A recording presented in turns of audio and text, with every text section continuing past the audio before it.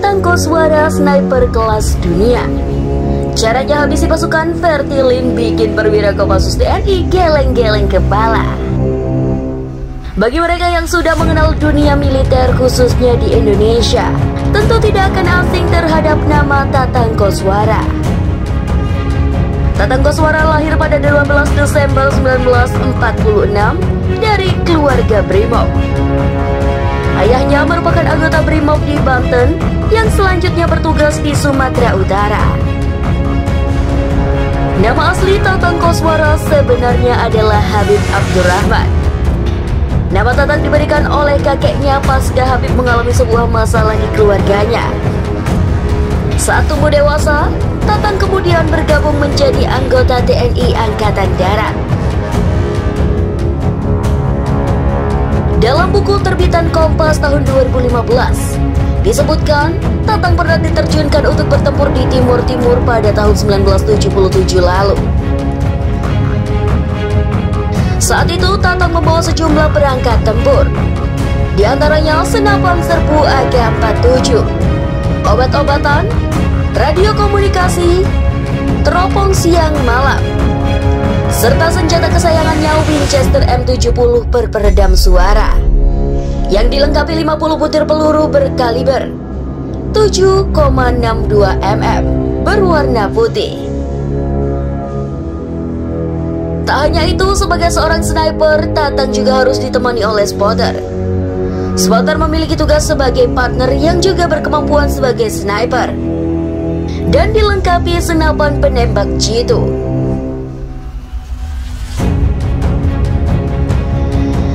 Meski demikian, partner Tatang Koswara saat itu justru seorang perwira, yakni Letnan Ginting yang berasal dari Kopassus. Saat akan bertempur dengan Vertilin atau faksi pro kemerdekaan Timur Leste, Tatang Koswara dan Letnan Ginting memilih sebuah pinggir tebing curam sebagai tempat persembunyian. Tempat persembunyian itu dipilih sendiri oleh Tatang Koswara. Nah, sebelum lanjut videonya, ingetin dulu buat klik tombol like dan subscribe-nya ya.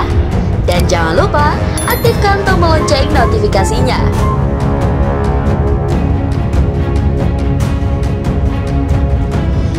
Meskipun awalnya Tatang Koswara meminta usulan dari Letnan Ginting, sebab meskipun sebagai partner, Letnan Ginting tetap saja seorang perwira dan berpangkat lebih tinggi dari Tatang Koswara yang saat itu berpangkat sebagai sertu dan berasal dari Bintara. Saat itu Letnan Ginting menyarankan agar bersembunyi di sebuah tempat yang tinggi. Namun usulan itu ditolak oleh Tatang Koswara. Penilaian Tatang Koswara ternyata tepat, sebab lokasi yang awalnya dipilih oleh Letnan Ginting ternyata diperiksa oleh pasukan Vertilin. Ketika itu jarak mereka hanya sekitar 50 meter dari musuh. Pasukan Vertilin yang melakukan patroli saat itu berjumlah ratusan orang. Untuk menghambat musuh, Tatang Koswara pun menghubungi Kolonel Edi Sudrajat yang sedang berpatroli agar menyerang pasukan Vertilin. Begitu perhatian musuh terpecah, Tatang Koswara pun melepaskan sejumlah tembakannya dari tempat tersembunyi. Semua tembakan Tatang Koswara menghantam kepala musuh pada jarak 300 hingga 600 meter.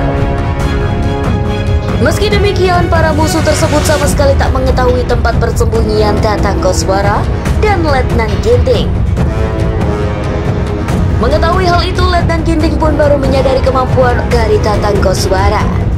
Menurutnya, Tatang berhasil menumbangkan sasaran terpilih dengan tembakan jitu di kepalanya.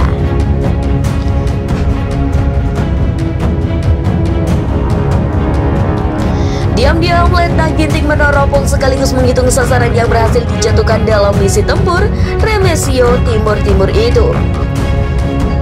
Menurutnya sedikitnya ada 49 musuh yang berhasil dirobohkan. Tak hanya itu, Letnan Ginting juga menyaksikan bagaimana komandan musuh yang sedang naik kuda dan sibuk memerintah tiba-tiba terjatuh akibat tembakan jitu Tatang Koswara yang menghantam kepalanya. Tatang Koswara juga berhasil menembak seorang pasukan gerilyawan Vertilin yang membawa radio dan berusaha melakukan komunikasi.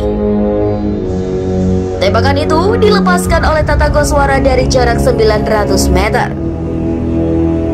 Peluru tatanggo suara menembus dada musuh, sekaligus merusak alat komunikasi yang dibawanya.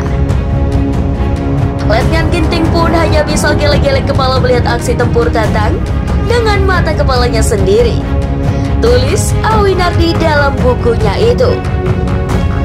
Nah, gimana nih sob? Semoga video ini bisa bermanfaat buat kalian semua ya. Kalau kalian suka dengan video ini, jangan lupa untuk klik tombol like. Dan kalau belum subscribe, Mimin ingetin dulu buat subscribe-nya ya. Sampai jumpa di video selanjutnya.